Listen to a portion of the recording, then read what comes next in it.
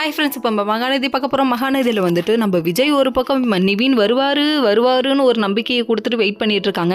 நம்ம காவேரி பிடிச்சி செம்ம திட்டுங்க நம்ம விஜயை. நீ என்ன நினச்சிட்டு இருக்கீங்க, ஏன் இப்படி பண்ணுறீங்க, நேற்று நான் கூப்பிட்டே வரல, இன்னைக்கு நீங்கள் கூப்பிட்டுருக்கீங்க, இன்னைக்கு இவளை கொண்டு வந்து இங்கே நிற்க வச்சிருக்கீங்க, இதுக்கப்புறம் இவள் உயிரோடே இருக்க மாட்டா, நம்ம கூப்பிட்டு போனால் ஏன் இப்படி பண்ணுறீங்கன்னு சொல்லிட்டு கண்ணா பின்னான்னு திட்ட, ஏன்டி ஆர்வக்கோளாறு புரிஞ்சுக்காம நீ பேசுகிற அப்படிங்கிற மாதிரி ஆயிடுச்சு. ஏன்னா நம்ம விஜய் யாருக்கும் பயப்படாதவன், அதை எப்படி சொல்லுவாங்க தெரியுமா, அடங்காதவன். அதை புதுசாக வந்த மூவியில் உள்ள டைலாக் போட்டாச்சு.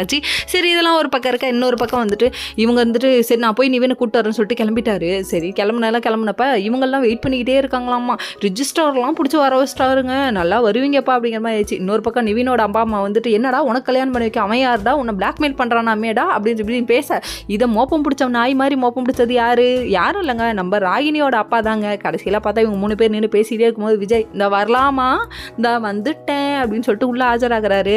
இதை பார்க்கும்போது நிவின் இதுக்காகவே வெயிட் பண்ண மாதிரி இருக்கு. ஐ எம் வெயிட்டிங் அப்படிங்கிறாங்க. யமுனாவோட குடும்பத்தை, அதாவது காவேரி குடும்பத்தை வச்சு கிளின்னு கிளிக்கிறாங்க. இதை பார்த்தோன்னே கடுப்பாயிடுச்சு நம்ம நிவினுக்கு.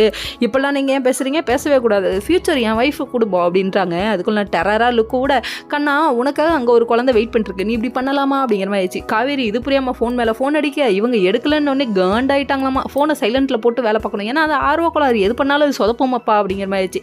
சரி, எப்படியோ நம்ம காவேரி எடுத்த முடிவுனால தானே இப்படி ஒரு முடிவு வந்து நிற்கிது, அது வரையும் சந்தோஷப்பா, யாரோ ஏதோ பண்ணிட்டு போங்க, எனக்கு நிவின் வேணும்ப்பா அப்படின்னு. இதை பார்க்கும்போது சரியான செல்ஃபிஷ்பா நீ அப்படிங்கிற மாதிரி இருக்கு. ஆனால் அப்படி ஒரு கேள்வியை கேட்டால் இந்தம்மா ஒன்று செல்ஃபிஷா எந்த கடையில் விற்கிது அப்படிங்கிற மாதிரி இருக்கு. நல்லா வருதுமா உன்னோட ரியாக்ஷனை பார்க்க அப்படிங்கிற மாதிரி ஆயிடுச்சு. சரின்னு சொல்லிட்டு நம்ம யமுனா ஒரு பக்கம் பதட்டப்படாமல் இருக்கிறது நம்ம காவேரிக்கு இன்னும் டென்ஷன் ஆகுது. ஏண்டின்னு கேட்டால் கண்டிப்பாக கல்யாணம் நடக்கும், ஏன்னா விஜய் மாமா சொல்லியிருக்காருல, அவ்வளோ நம்பிக்கை. Okay friends.